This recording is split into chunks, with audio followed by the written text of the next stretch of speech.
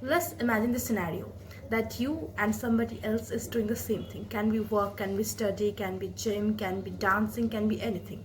And you have felt that they are doing it very well, but you are not doing it very well.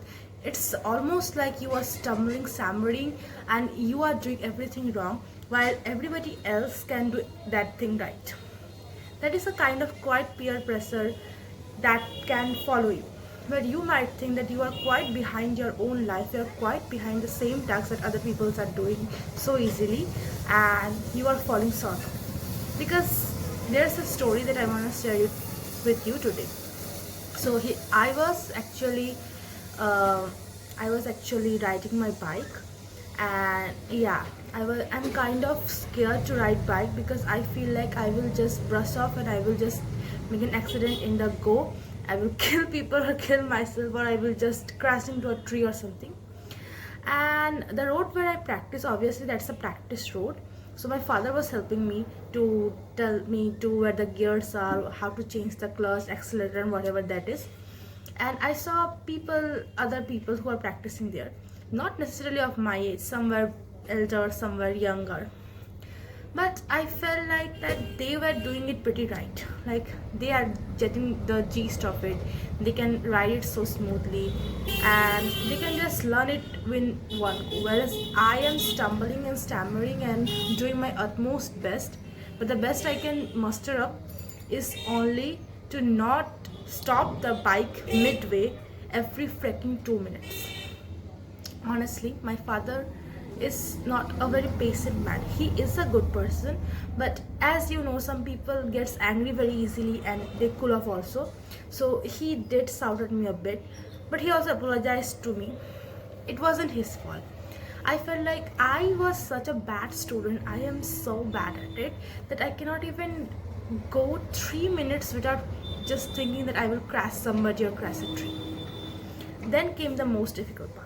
After practicing it, I came home and I was gonna start studying actually, because I have my exams a few days later.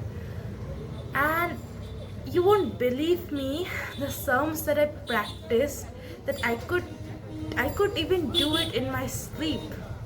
I tell you, I couldn't muster up the courage to solve the same level of difficulty of sum. That made me have a quiet breakdown. I wanted to cry, and still when I'm telling you, I think I can cry right now, but I'm not gonna cry. So yeah, and I feel like one aspect of my life defined a person of me. Just because I couldn't do one thing properly, I felt like I will never be able to do anything properly.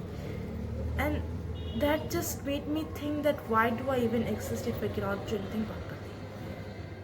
Then I thought that I might as well quit everything.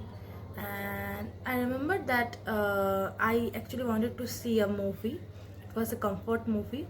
And so I thought that maybe let's just see a movie and see what happens. When I saw it, I don't know, it is a universe sign. I don't know how it was, but the main character also stumbled and stammered in a lot of ways. Later, he became the greatest person because he realized how those weaknesses and failures made him more strong, more resilient, and more prone to positiveness during the failures.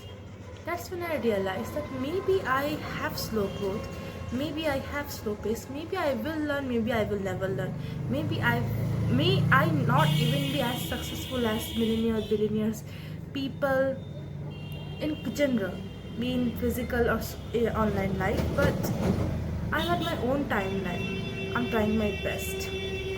So the message at the end, I guess I wanna say that maybe you are where you had to be. Maybe there is no need to rush. Maybe God, or maybe whatever you believe in, they want you to enjoy your life, because at the end of the day we are all running towards our death.